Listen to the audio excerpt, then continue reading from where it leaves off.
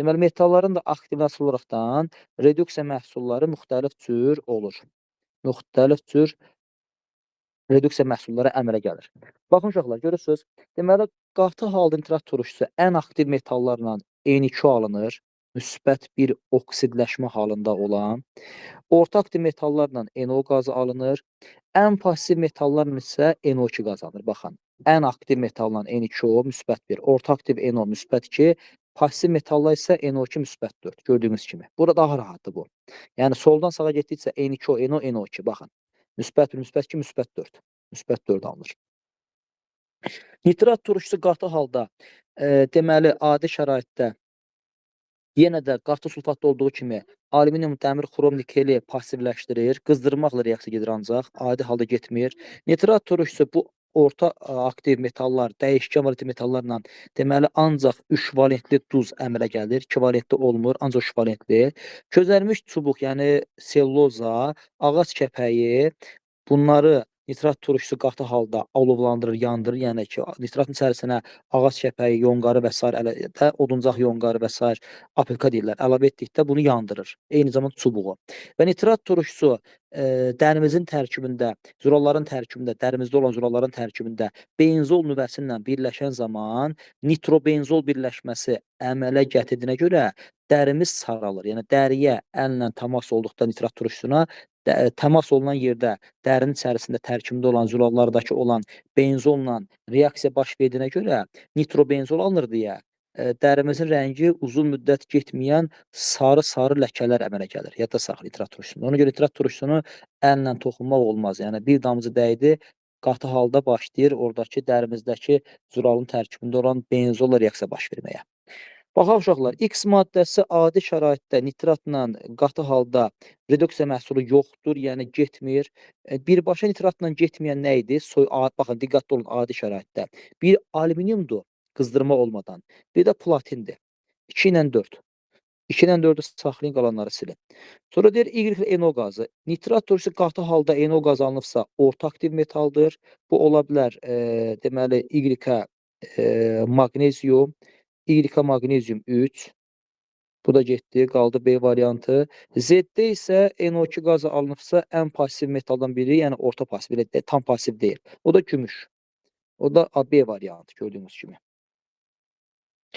Bəli, bu da gördüyünüz kimi reaksiya tərifləridir. Berist özü.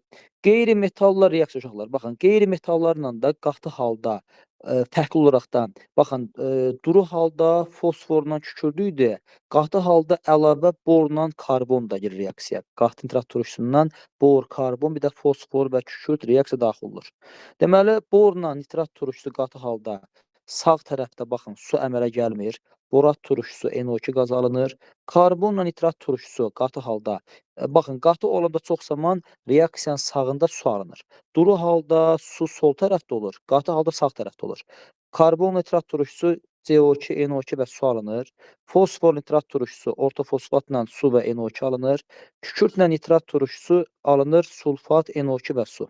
Gördüyünüz kimi reaksiyanın sağ tərəfində çox zaman su qeyd olunur. Yəni su yazılır çox zaman reaksiyanın sağ tərəfində.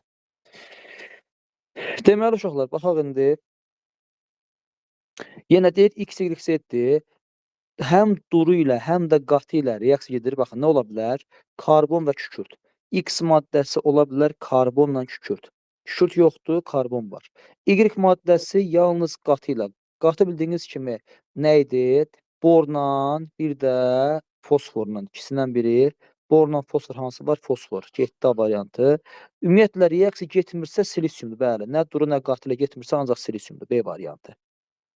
Nitrat turşusu demişdim, qızdırılan zaman və yaxud da öz-özünə günəş şüası təsirinə parçalanır, NO2, oksigen və su əmələ gəlir. Baxın, gördüyünüz kimi adi formada. Və yaxud da qızdırmaqla, günəş şüası təsirindən. Tətbiq sahəsi nitrat turşusu geniş istifadə olunur. Boyalarda, partlayıcı maddələrdə, əsas da gübrə alınmasında, azotlu gübrə alınmasında, qarışıq gübrə, kompleks gübrə alınmasında istifadə olunur. Dərmanların alınmasında istifadə olunur. Plastik materiallarda istifadə olunur, yəni kauçukda, rezində və s. Polimerlərdə və ən çox da nitrat turşusunun duzların alınmasında geniş istifadə olunur. Nitrat turşusunun duzları uşaqlar.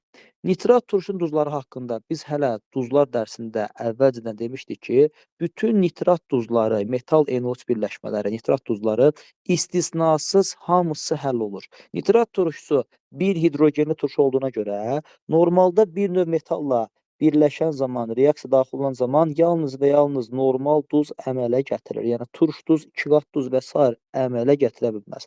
Hə, məsəl üçün qarışıq duz ola bilər, ancaq 2 qat duz, turş duz əmələ gətirə bilməz.